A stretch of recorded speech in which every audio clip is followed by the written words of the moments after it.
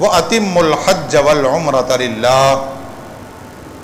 اس آیت کا پس منظر میں آپ کو بتا دوں، اس جملے کا، بعد میں اس کا مطلب بتاتا ہوں۔ اس کا پس منظر جس کو آپ شان نزول کہیں، شان نزول یہ تھا زمانہ کفر کے اندر، زمانہ جاہلیت کے اندر حج اور عمرہ کس طریقے سے ادا کیے جاتے تھے؟ اصل تو یہ ہے کہ کعبۃ اللہ موجود ہے، اس کا طواف کیا جائے، مسجد حرام ہے اس کی زیارت کی جائے، صفا مروہ ہے مقدس مقام ان کو دیکھا جائے، عرفات ہے، منا ہے، مزدلفہ ہے، ان میں عبادات کی طرف، عبادات کے لیے انسان جائے کہ میں حج کروں، عمرہ کروں، اللہ کے مقدس محترم مقام ہیں وہاں جاؤں، گناہ معاف ہو جائے۔ لیکن زمانے جاہلیت کے لوگ حج اس لیے نہیں کرتے تھے، میں ان لوگوں کی بات کر رہا ہوں، زمانے جاہلیت کے لوگ حج اس لیے نہیں کرتے تھے، عمرہ اس لیے نہیں کرتے تھے، بلکہ حج کے موقع پر بازار لگتے تھے، منڈیاں لگتی تھی، عالمی منڈی کہلاتی تھی، وہ صرف اس کاروبار کی نیت سے آتے تھے، بڑے بڑے بازار لگتے تھے، ان بازاروں میں خرید و فروخت کے لیے کاروبار لاتے تھے اور کچھ سامان بیچتے تھے اور کچھ سامان خریدتے تھے، اور ان کا مقصد بڑے بڑے میلے حج کے موقع پر۔ ابھی تو مینا اور مکہ آپس میں مل گیا ہے، پہلے مینا اور مکہ میں کافی فاصلہ تھا، لیکن حج کے موقع پر سارے بازار ہی بازار ہوتے تھے، بڑی بڑی الگ الگ قبیلوں کی، الگ الگ ملکوں کی الگ الگ منڈیاں۔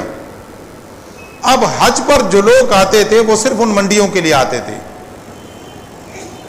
اور کچھ لوگ سیر و تفریح کے لیے آتے تھے، کھیل تماشا دیکھنے کے لیے آتے تھے۔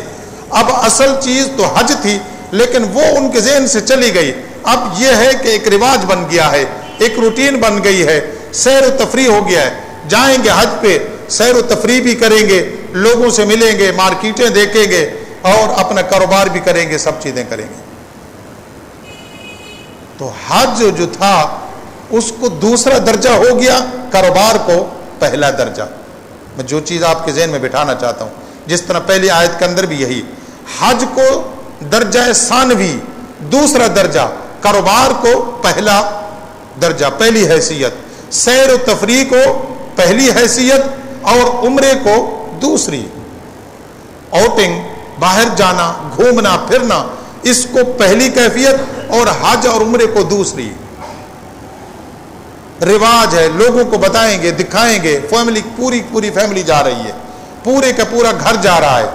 اور سال کے اندر ہر فیملی جاتی ہے، سال کے اندر یہ پورے گھر در والے جاتے ہیں، اور سب سیٹھ لوگ جاتے ہیں، سب عمرے پہ جاتے ہیں۔ کون کہاں گیا؟ عمرے پہ، عمرے پہ نہ بھی گیا ہو تب بھی کہتے ہیں عمرے پہ گیا ہوا ہے۔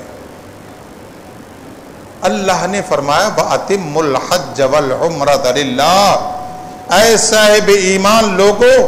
تم حج اور عمرے کا سفر صرف اور صرف اللہ کی رضا کے لیے کیا کرو۔ تمہارے ذہن میں مقصود حج اور عمرہ ہونا چاہیے، باقی وہاں خرید و فروخت ہو جائے تو منع نہیں ہے، اسی آیت میں آگے منع نہیں ہے، لیکن تمہارا مقصود کوئی اور نہیں ہونا چاہیے، مقصود سیر و تفریح نہیں ہونی چاہیے، مقصود کوئی غرور و تکبر ریاکاری نہیں ہونی چاہیے، مقصود تمہارا یہ ہونا چاہیے، کیونکہ حرمین طیبین سے بڑھ کر کوئی اور مقام ہے، اس سے زیادہ اور مسلمان کی مغفرت کا کوئی سامان ہے؟ نہ حرم مکہ نہ حرم مدینہ، ان سے بڑھ کر کائنات میں کوئی چیز نہیں ہے۔ مسلمان کے لیے سب سے بڑی معراج یہ ہے کہ وہ حرم مکہ اور حرم مدینہ میں پہنچ جائے۔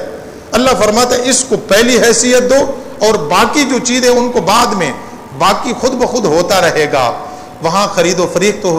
ہوتی رہے گی، ملنا جلنا بھی ہوتا رہے گا، سیر و تفریح بھی ہوتی رہے گی، لیکن تمہارے ذہن میں اللہ کو راضی کرنے کے لیے حج عمرے کی نیت ہونی چاہیے۔ اب زمانہ جاہلیت کے اندر اس کی بھی کیفیت تبدیل ہو چکی ہے۔ بعض لوگ تو صرف جاتے ہیں اللہ اور اس کے رسول کی محبت کے لیے، اور بعض لوگ صرف رواج کے لیے۔ وہی مسئلہ آج کل جو آ چکا ہے، فیملیاں تنگ کرتی ہیں، فلاں جا رہے ہیں آپ نہیں جا رہے، فلاں تو چلے گئے آپ نہیں گئے۔ عجیب سی بات ہے، آج کل تو عورت کی حکمرانی سب سے زیادہ